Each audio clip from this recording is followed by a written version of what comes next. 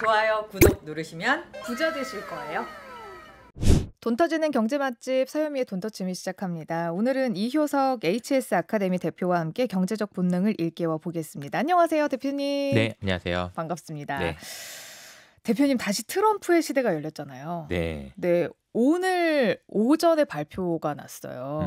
일론 머스크를 정부 효율부 수장으로 발탁을 했더라고요. 원래 이렇게 지금 아예 기업인인데 네네. 이렇게 가능한가요? 미국은?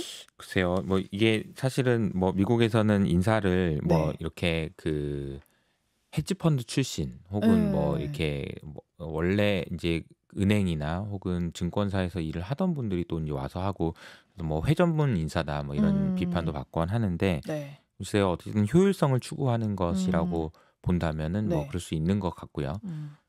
게다가 이제 일론 머스크 같은 경우에는 효율성을 극단적으로 추구하는 사람이라고 볼 수 있거든요. 네. 그래서 정부를 효율화하겠다, 라는 이제 이야기인 거죠.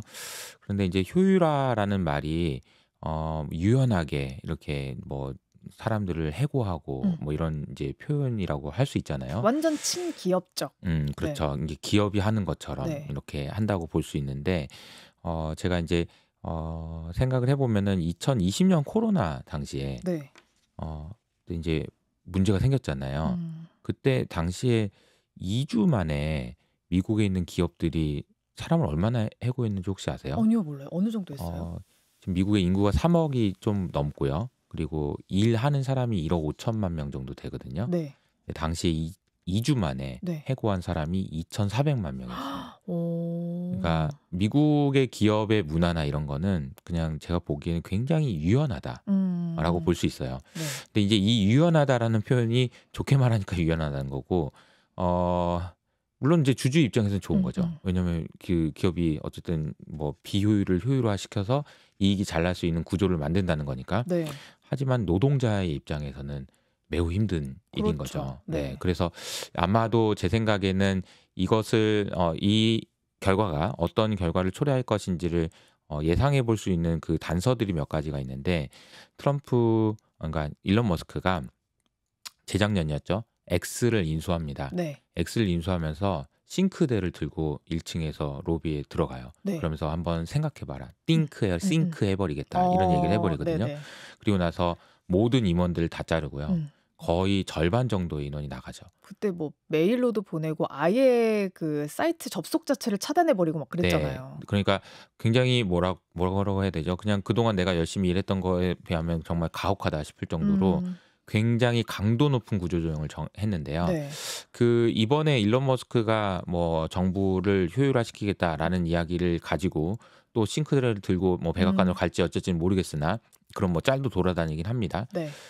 근데 이거는 이제 그러니까 그 공무원들 입장에서는 굉장히 무서운 일이죠. 그렇죠. 네. 근데 이런 일들이 어떻게 가능할 수 있었는지 그 배경도 아시는 게 중요해요. 네. 미국 정부의 부채는 지금 36조 달러거든요. 어마어마한 거잖아요. 근데 이게 36조 달러 그러면 이제 감이 잘 안 오실 것 같은데, 불과 1년 전에 31조 달러였습니다. 1년 만에 5조 달러가 든 거예요? 네. 그럼 5조 달러면은 어느 정도지? 우리나라 GDP가 2조 달러입니다. 와, 진짜 그러니까 이제 엄청 찍어냈군요. 네, 우리나라의 GDP가 2조 달러인데 1년 만에 부채가 한 5조 달러 늘었다라는 네. 거고요. 이제 우리가 흔히 잘 알고 있는 부채 한도라는 개념이 있어요. 네. 미국은 사실 미국만 있습니다, 거의. 이 정도까지 부채를 늘리지 말자라고 해서 한도를 항상 정해 놓습니다. 네. 그게 뭐 이미 한 70번 정도 높아졌다고 하니까 그게 유명무실하다 이런 얘기도 그러게요. 있지만 어쨌든 있는데요. 작년이었죠. 작년에 6월 달에 또 이제 그 부채 한도가 문제가 됐어요. 그러니까 한도가 도달한 거죠. 한도가 도달했는데 또 문제가 된 건 뭐냐면은 정부에 지금 돈이 하나도 없는 거예요. 그러니까 통장에 돈이 하나도 없는 겁니다. 그래서 공무원 임금을 못 주겠다.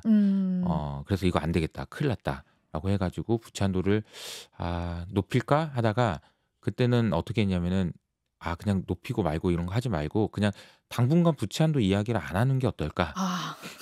유예하자. 네. 이렇게 얘기했고요. 그 유예했던 기간이 언제냐면은 2025년 1월입니다. 그러니까 그때는 좀 뒤로 좀 많이 밀어놓자. 그리고 대선도 있고 하니까 밀어놓자라고 했는데 그게 이제 우리 기준으로는 두 달 남은 달밖에 안 거예요. 남았어요. 네. 두 달 있다가는 이제 부채 한도 이거 어떻게 해야 되지라는 얘기가 분명히 나올 텐데 그때 부채 한도 규모가 31조 달러.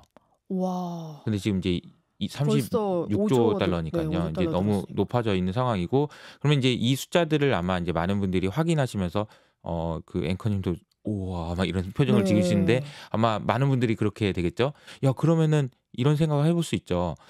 아니 그 미국 정부가 돈을 많이 빌렸으니까 국채 발행량이 많고 부채가 많다는 그쵸. 얘기잖아요. 네. 그럼 누가 빌려줬다는 얘기잖아요. 그쵸. 누가 빌려줬을까요? 바이든 행정부에서 빌려줬죠. 바이든 행정부에서?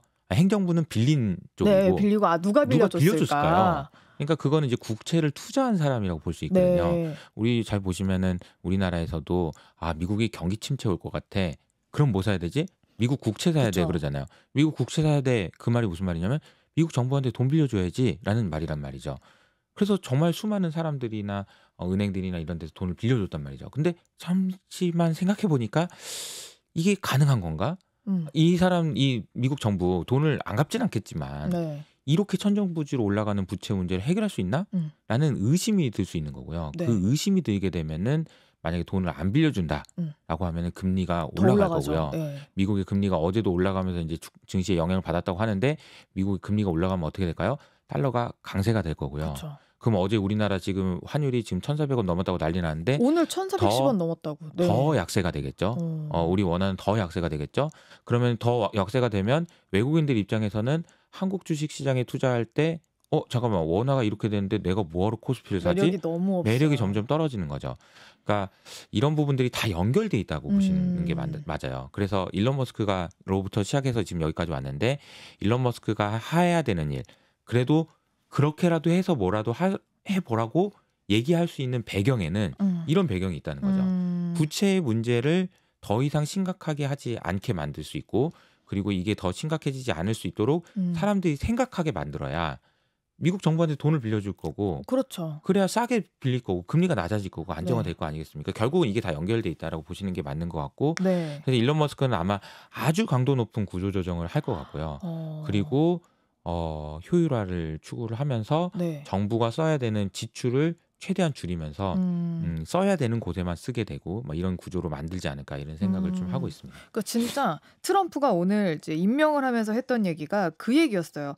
관료주의 해체하고 규제 철폐하고 낭비되는 지출 삭감하고 연방기관 재건하기 위한 길을 닦겠다. 이 네. 얘기를 한 게 지금 그 대표님이 얘기하신 게 딱 들어맞는 얘기인 네. 거예요. 그 목표를 이뤄보겠다. 근데 만약에 평소 같았으면은 그런 얘기하면은 잘 안 먹혔을 텐데 네. 지금 상황은 앞서 말씀드린 대로 미국의 부채가 너무나도 심각한 상황이고 아마 이거를 트럼프는 더 많이 부각시킬 거예요. 연말 연초로 갈수록 아마 이제 경제 뉴스에서 많은 뉴스가 이런 뉴스일 겁니다. 미국의 부채 문제가 심각하다. 트럼프가 맨날 뭐라고 할 겁니다. 왜냐하면 이건 내 잘못 아니거든요. 그쵸. 이건 내 잘못 아니야. 전 그 정부의 전에 탓이지. 옐런이 잘못한 거고 바이든이 잘못한 거다라고 얘기하면서 맹공격을 할 겁니다. 그러면서 미국의 부채 문제를 굉장히 부각시킬 가능성이 커요. 그러면서 얻을 수 있는 것은 언론의 그러니까 지지를 받을겠죠. 네. 그래. 공무원들 좀 잘라야지. 방만했지. 이런 식으로 이제 언론의 지지를 받으면서 이제 진행할 가능성이 크다라고 생각합니다. 그리고 또 하나 이제 지금 확인하고 한번 가야 되는 게 어젯밤 뉴욕 증시 3대 주가 지수가 미국 대선 이후 처음으로 동반 하락했어요. 근데 이거는 그냥 추측해보자면 너무 과열돼서 트럼프 랠리 너무 과열돼서 일단 차익 실현을 하자 이런 사람들 때문이라고 보시나요? 네. 근데 뭐 많이 이제 상승했다 하락했다라고 보시는 것도 중요하지만 네. 얼만큼 하락했는데 그게 중요한데요. 얼만큼 하락했는데 그러면은 뭐 0.몇% 하락했는데요. 대선 이후로 올라간 폭을 빠지면 5% 이상 올랐거든요. 네. 그러니까 많이 오른 부분에 대해서 아주 소폭의 조정이 있었다. 근데 이 정도 조정이면 정말 저는 마일드한 조정이라고 생각합니다. 그냥 조정도 아니고 그냥 당연히 있을 수 있는 조정이라고 생각하고 이것보다 더 큰 조정도 충분히 있을 수 있다고 생각해요. 그런데 이제 제가 생각할 때 이제 중요한 거는 요 며칠 사이에 좀 사람들이 좀 많이 흥분했어요. 맞아요. 흥분했다는 걸 어디서 알 수 있냐면은 미국에서 거래가 많이 되는 ETF 중에서 레버리지 ETF들이 많은데요. 그 레버리지 ETF들이 거래량 기준으로 상위에 막 다 찍히는 거죠. 예를 들어서 테슬라 2배 레버리지, 네. 팔란티어 2배 레버리지, 마이크로 스트래티지 3배 레버리지 뭐 이런 것들이 거래량 상위권으로 이제 올 정도로 네. 사람들이 지금 약간 흥분 상태다. 맞아요. 그 흥분은 좀 자제할 필요가 있겠다 이런 생각이 좀 들긴 합니다. 네. 그러면은 일단 조정이지 상향화하는 건 좀 더 이어갈 수 있다고 보시는 거예요? 네. 그 미국 주식에 대해서는 저는 좀 긍정적으로 보고 있는데요. 앞서 말씀드린 대로 연말 연초에 싸게 살 수 있는 기회가 온다. 그때 왜냐하면 트럼프가 엄청 뭐라고 할 거거든요. 이걸 우리가 전문 용어로는 빅베스라고 합니다. CEO가 새로 취임을 하면은 네. 취임하기 전에 싹 치우는 거죠. 우리 도서관 갈 때 공부 이제 하기 전에 뭐 있으면 싹 치우고 하잖아요. 그쵸. 싹 치워야 또 공부 잘 되잖아요. 네. 그죠? 네, 트럼프 입장에서도 내년 1월 달에 이제 시작인데 1월 달 되기 전에 싹 청소해야죠. 이건 내 잘못 아니다라는 걸 다 얘기해야 되는데 이 과정에서 이제 가장 이제 부각받을 것이 이제 부채 문제다. 그 문제를 해결하는 과정에서 여러 가지 노이즈들이 있을 수 있다. 그래서 그 얘기를 일론 머스크가 이미 했었어요. 트럼프가 되면 주가가 좀 조정받을 수 있다. 좀 혼란이 있을 수 있다. 왜냐면 내가 다 흐집어 놓을 거거든. 이런 얘기라고 보시면 되겠습니다. 네. 자, 그러면 우리 차근차근 트럼프 시대를 대비해 보도록 하겠습니다. 일단 전 제일 궁금한 게 연준과의 관계예요. 파월은 난 버티겠다라는 입장인데 어떻게 자를 수 있나요? 그 지난주에 FOMC 회의가 있었습니다. 네. FOMC 회의는 금리를 올려 내려 어떻게 할 거야? 뭐 경제가 어떤 것 같아? 이런 네. 걸 물어보는 질문들이 많은 그런 회의인데요. 네. 기자회견에서 가장 주목을 받았던 질문은 이거였습니다.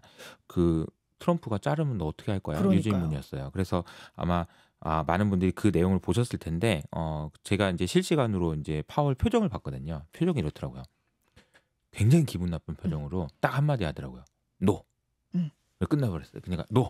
그러면서 더 계속 물어보니까 그건 법적으로 불가능하다. 나 변호사 출신이고 오르니? 이렇게 이제 이야기를 한 거죠. 그래서 시점까지 못 박았잖아요. 네, 그리고 26년. 네. 원래 내 임기는 26년 5월까지인데 네. 그 전에 나를 자를 수 없다. 왜냐면 이제 파월 입장에서도 파월은 지금 사실 인플레이션을 잡아냈잖아요. 어쨌든 9%까지 올라갔던 인플레이션을 잡아내는데 경기 침체 없이 잡아냈잖아요. 이거는 굉장히 잘한 겁니다. 네. 예, 그래서 물론 뭐 비판을 한다면은 그럼 그렇게 하지 않게 만들었어야지 9%까지 올라가게 만들 때도 파월이 있었지 않냐 이렇게 비판할 네. 수 있지만 어쨌든 9%였던 물가를 낮추는데 경기 침체 없이 이렇게 낮췄다라는 건 굉장히 기술적이다. 완전. 굉장히 잘한 거고요. 그래서 이제 파월은 뭐 사석에서 뭐 이런 얘기 한다고 그래요. 내가 좀 그 연준 의장들 명예의 전당 이런 거 있으면 내가 좀 가야 되지 않을까? 뭐 이런 이제. 근데 그 전에 사실 노벨 경제학상 받으신 분도 있잖아요. 버냉키 네. 네네. 그러니까 그 수준으로. 그러니까 나도 좀 이렇게 이게 이제 그 나이대가 되면 파월이 73세고요. 네. 트럼프가 78세거든요.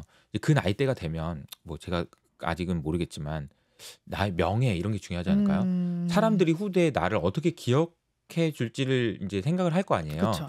그런 입장에서 파월 입장에서 아니 트럼프가 나가라고 한다고 네 죄송합니다 그러면서 짐 싸가지고 나가는 거는 명예롭지 않죠. 그렇죠. 네, 모양 어떻게든 빠지죠. 남아 있어야겠죠.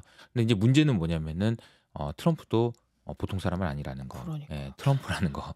근데 이거 뭐 우리나라랑 비교할 수는 없지만 우리나라도 사실 공공기관장이나 다 뭐 임기가 법적으로 보장은 돼 있어요. 근데 사실 위에서 누르면 못 버티거든요. 맞아요. 미국은 어때요? 글쎄요. 근데 이제 트럼프도 굉장히 강한 압박을 넣을 거라고 봅니다. 근데 임기는 보장해 주긴 하겠지만 내 맘대로 내 말 좀 잘 들어라 이런 얘기를 좀 하고 있는 것 같고요. 그래서 근데 이제 이 부분은 많은 이제 투자를 하시는 분들이 걱정하시는 건 이런 거예요. 연준이라는 곳은 독립성이 있어야 된다. 네. 독립성. 이 독립적이라는 얘기는 뭐냐면은 정부는요. 네. 당연히 경제가 좋으면 좋아요. 그래서 가만 놔두면 경기 부양책을 계속 씁니다.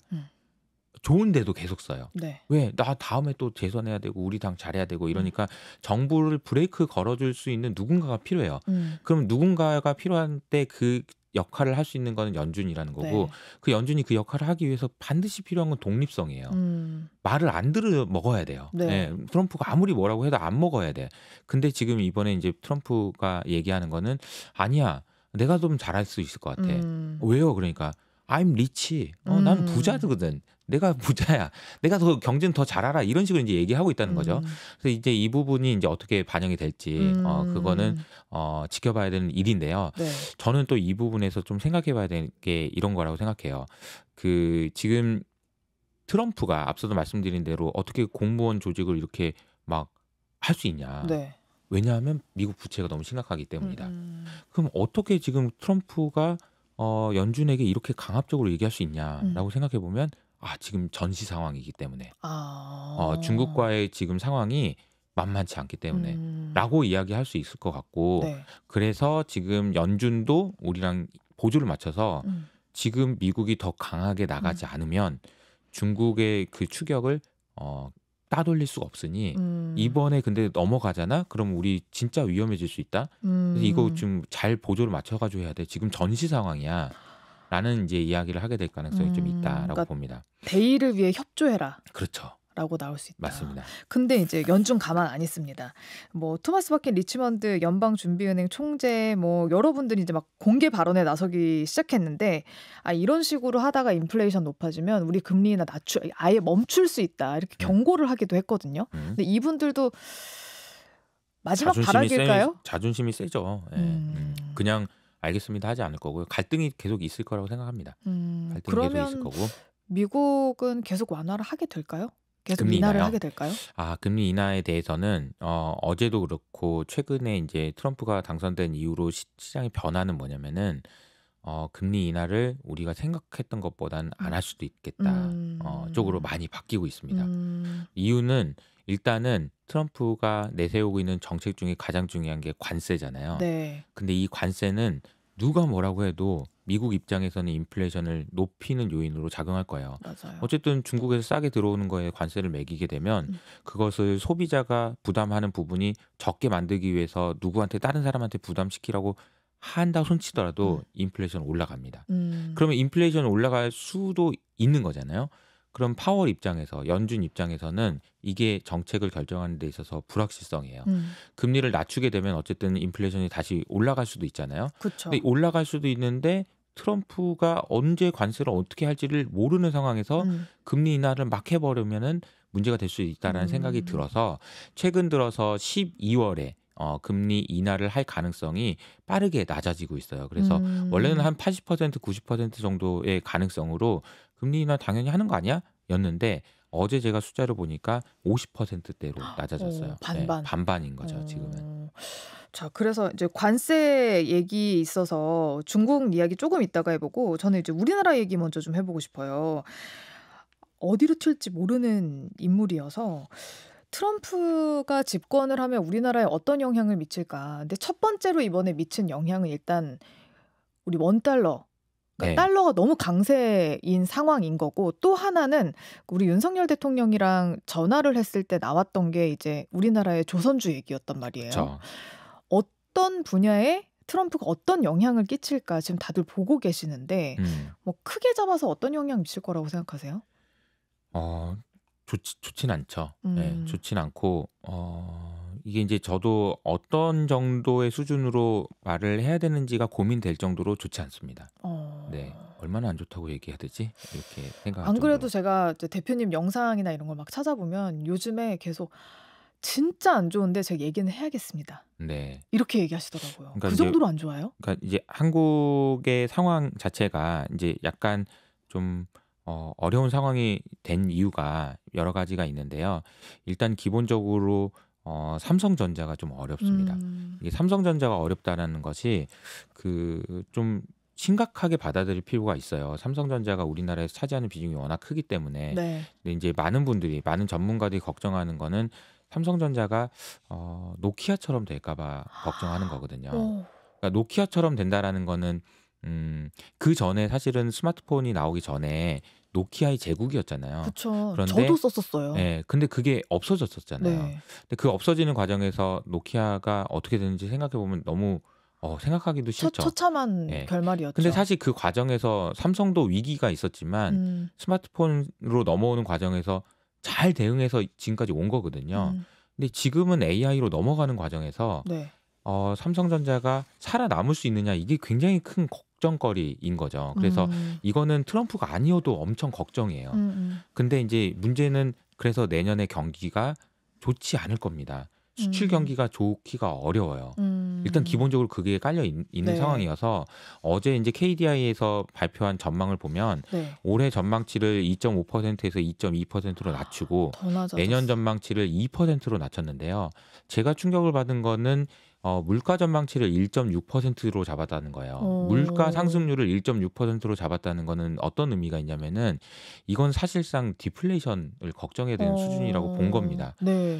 게다가 여기에서 제가 가장 인상적이었던 포인트는 이 보고서에 보면 내가 한 전망이 틀릴 수 있는데 어떻게 해서 틀릴 수 있냐면 더 좋아져서 틀릴 수 있는 가능성보다는 더 안 좋아서 틀릴 수 있는 가능성이 상당한 수준이 있다라고 표현했어요. 그러니까 상당한 수준의 하방 리스크라는 표현이 있거든요. 저는 그게 읽은 순간 좀 눈에 번쩍 띄더라고요. 아, 그러니까 지금 이 숫자 제가 말씀드렸던 숫자가 2.5가 아니고 2.2 그리고 내년에 2.0 그리고 물가는 1.6 이 숫자가 충격적이거든요 이미. 네. 근데 이 숫자 자체가 상당한 수준의 하방 리스크가 있다라는 것은 그러니까 밑으로 열어놨다는 얘기잖아요. 그렇죠. 더 안 좋아질 수 있다라는 거죠. 이 더 안 좋아질 수 있다라는 얘기는 트럼프가 영향을 주는 것을 우리가 반영을 안 했다는 겁니다. 근데 이제 트럼프가 영향을 준다라는 것은 이제 우리가 당장 생각해 보면 이런 거예요. 중국의 관세를 때린다고 합니다. 60일지 100일지 몰라요. 그럼 중국 입장에서는 어떻게 할까요? 중국 입장에서 할 수 있는 거는 위안화 약세입니다. 그쵸. 위안화를 약세를 보내는 거죠. 60% 관세 때리면은 뭐 10% 약세로 한번 용인해 볼까? 어떻게 그런 식으로 한번 생각해 보자고요. 그러면 우리나라 환율을 10% 약세된다고 생각하면 어떻게 되는 거죠? 지금 1,400원에서 140원을 더하면은 네. 1,550원이 되는 거예요. 네. 1,550원이 넘는 그런 환율이 될 수도 있다라는 겁니다. 네. 그럼 IMF 오나요? 아, 그런 건 아닙니다. 네. 그 정도는 아니에요. 왜냐하면 우리나라가 대외 순자산이 많아요. 우리나라 개인들이 이미 대외에 순자산이 많아요. 그러니까 예를 들어서 원화가 약세가 되면 우리가 가난해지는 거잖아요. 근데 오히려 달러로 투자해 놓은 해외 자산이 많아요. 생각보다 우리나라 개인 투자자들이. 그러니까 우리나라 개인들이 그래 똑똑한 거예요. 그러니까 해외에서 투자해 놓은 자산들이 많기 때문에 그러니까 원화가 급격하게 약세가 되면 달러가 부족하진 않을 오히려 거다. 달러로 가진 자산들의 가치가 올라가요. 네. 그러니까 기분이 좋으면서도 안 좋으면서 그러네. 좋은 거죠. 이제 그런 상황이 이미 됐기 때문에 우리나라 그 개인들의 순자산이 굉장히 큽니다. 그러니까 IMF랑은 비교 자체를 하면 안 되는 거고요. 대신 환율이 이렇게 약세가 될 수 있다라는 측면인데 그럼 이렇게 환율이 약세가 된다고 하면은 한국은행에서 금리를 낮춰서라도 경기를 부양시켜야겠죠. 네. 그런데 이제 한 총재님도 늘 말씀하시지만 부채. 부동산 때문에 네. 이거 금리만 낮춰놓으면 부동산으로 가니 이거를 막을 수가 없다. 그래서 지금 금리를 딱 그 꼴이에요. 네. 네. 그런 상황인 거잖아요. 그래서 이 부분을 이제 제대로 대응을 못할 가능성이 좀 크다라는 거죠. 그래서 이게 사실은 어려움에 지금 봉착해 있는 상황이고 제가 그래서 이제 여러 가지로 이제 여기저기서 얘기하던 것들은 사실은 부동산으로만 가는 그런 심리를 어떻게든 돌려 세워야 된다는 말씀을 많이 드렸고 네. 그것이 이제 주식으로 좀 오게 만들어야 된다는 얘기는 들었지만 정책적으로 굉장히 많이 늦었죠. 예, 어려움이 좀 있는 상황인 것 같습니다. 근데 사실 인플레이션은 우리가 지금 몇 년 동안 겪어왔고 그거의 약은 고금리였잖아요. 디플레이션은 약이 있어요? 아, 약이 아직 개발되지 않았다고 봐야죠. 그게 너무 무서운 거예요. 네. 근데 앞으로 그게 올 수도 있다는 거잖아요. 오지 않아야겠죠. 오지 않아야 될 텐데 디플레이션을 걱정해야 되는 상황으로 가고 있다는 건 맞는 것 같습니다. 그러니까 인플레이션을 걱정하는 상황에서는 약이 있어요. 네. 약이 그냥 금리 인상이에요. 네. 금리 인상하면 사람들이 어쨌든 호주머니에 돈을 넣고 안 쓰면 소비를 안 하면 물가가 낮아져요. 그건 약이 있습니다. 근데 디플레이션은 약이 없어요. 아직까지 이게 약이다라고 해서 이게 확실하다고 할 수 있는 약이 없다라는 게 이제 문제인 것 같습니다. 네. 그러면 우리 증시에는 어떤 영향을 미칠지 이것도 걱정인 게 사실 우리 증시에 호재는 있었어요. 금투세 폐지됐잖아요. 네네. 근데 그날 하루 반짝하고 오늘 난리예요. 지금 삼성전자 5만 1,000원대로 떨어졌고요. 그리고 코스닥 오늘 700선 이하로 떨어졌어요. 앞으로 어떡합니까?